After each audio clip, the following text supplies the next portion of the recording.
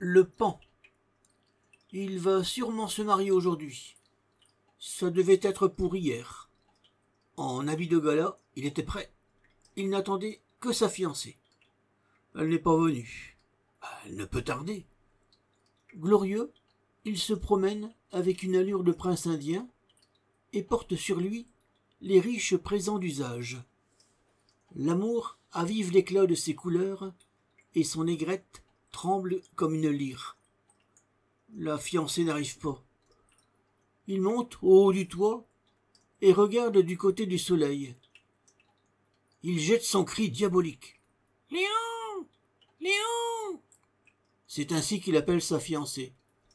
Il ne voit rien venir et personne ne répond. Les volailles habituées ne lèvent même pas la tête. Elles sont lasses de l'admirer. Il redescend dans la cour, si sûr d'être beau qu'il est incapable de rancune. Son mariage sera pour demain. Et, ne sachant que faire du reste de la journée, il se dirige vers le perron. Il gravit les marches, comme démarche le temple d'un pas officiel. Il relève sa robe à queue toute lourde des yeux qui n'ont pu se détacher d'elle. Il répète encore une fois la cérémonie. La poule. Patte jointe, elle saute du poulailler dès qu'on lui ouvre la porte.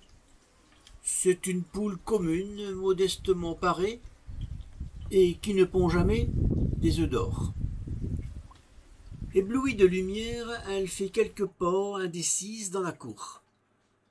Elle voit d'abord le tas de cendres où chaque matin elle a coutume de s'ébattre. Elle s'y roule, s'y trempe, et d'une vive agitation d'ailes, les plumes gonflées, elle secoue ses puces de la nuit.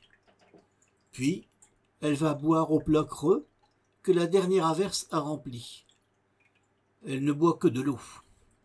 Elle boit par petits coups et dresse le col en équilibre sur le bord du plat.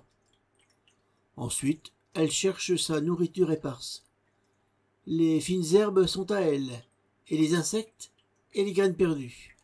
Elle pique, infatigable. De temps en temps, elle s'arrête.